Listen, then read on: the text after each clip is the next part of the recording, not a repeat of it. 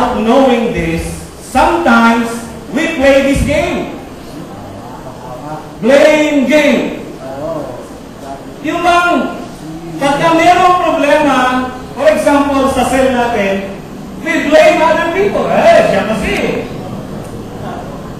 Diba? Tinutulong natin yung daliri natin sa iba. Pag may problema tayo sa school, si mom kasi. Bakit ka bumagsak? Kasi yung katabi ko po hindi nag-aaral eh. Diba?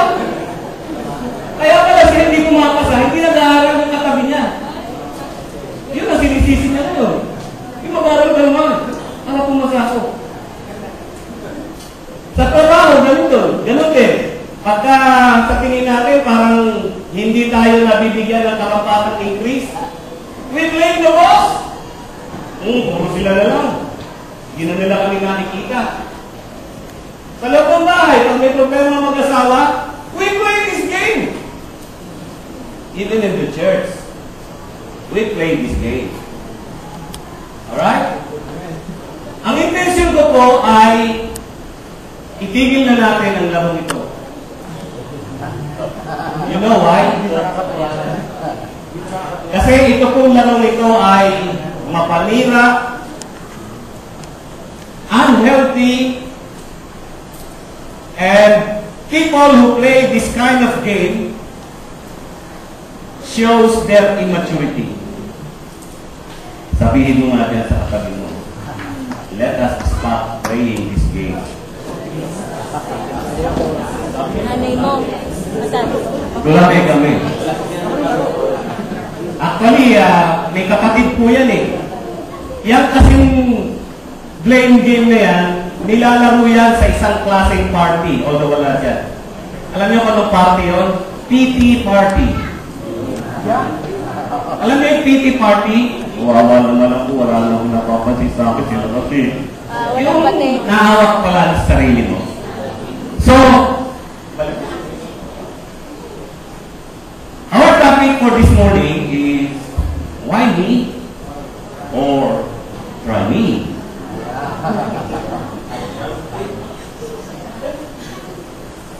Alam niyo ba, pag ikaw ay nagtanong ng why me?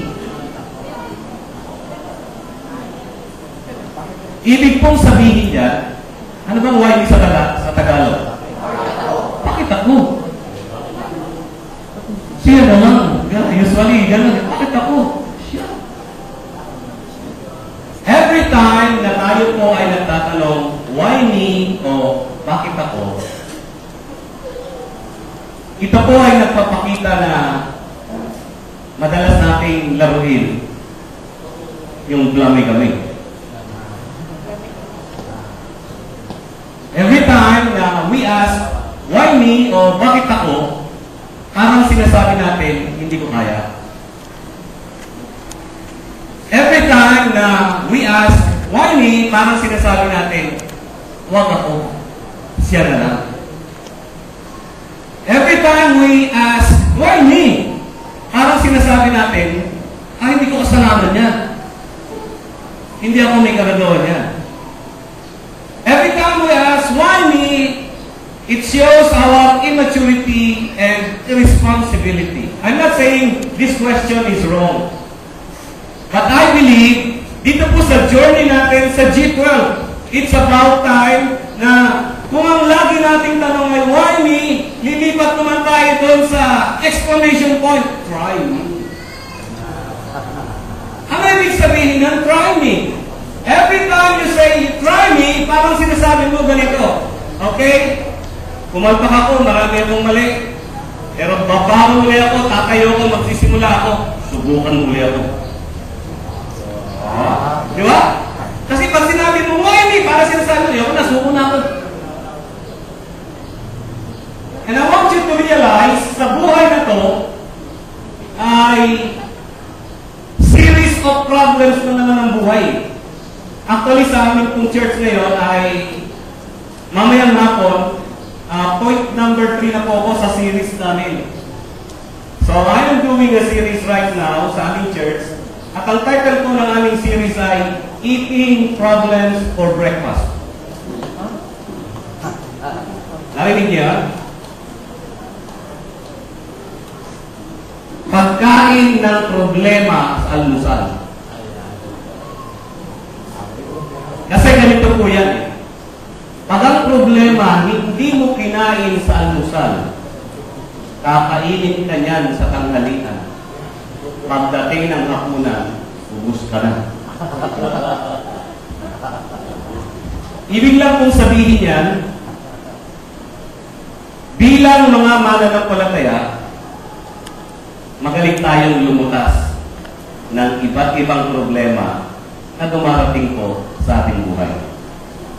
Every Christian, I believe, must be a good, competent problem solver.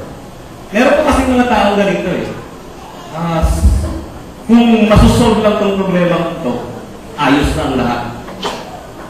Have you ever said that kind of word? Pero pag inanalyze mo kung mabuti yan, parang sinasabi mo, sana wala ng problema. Eh hindi po gano'n ang buhay. Life is a series of problems that needs to be solved. Ito pa po ang nadiskubre ko. Ang salita palang problema ay nanggaling sa isang salita na ang katumbas sa English ay progress. To move forward. Ibig sabihin, ang problema pala ay kailangan natin para mag-progress tayo. Ibig sabihin, no problem, no progress. No problem, no development. No problem, no maturity. Naintindihan po natin? So, naniniwala ko ang mga mananampalataya, meron silang ibang klaseng pagkain. In fact, sabi ko sa ating mga kapatiran doon sa Batang Sila, problems are breakfast of true champions.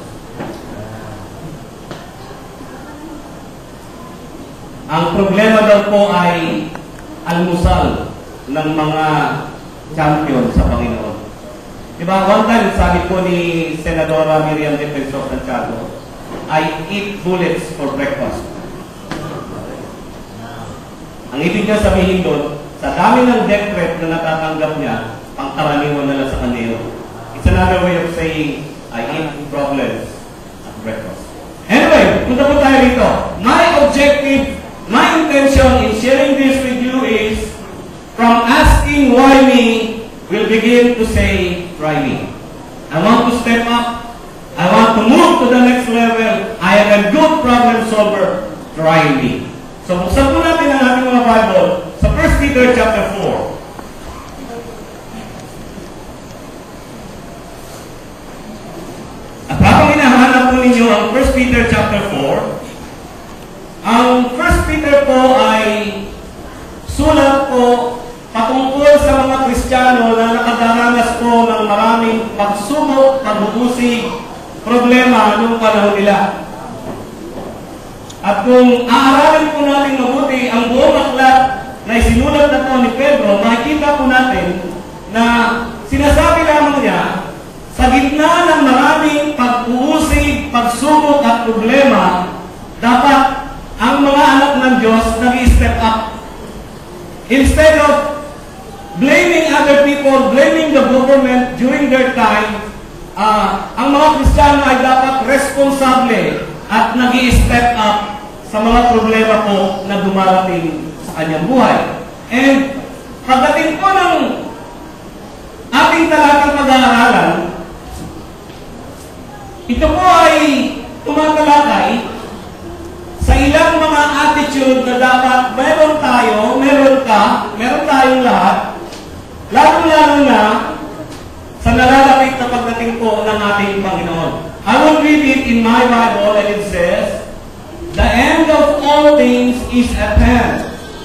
Therefore, be of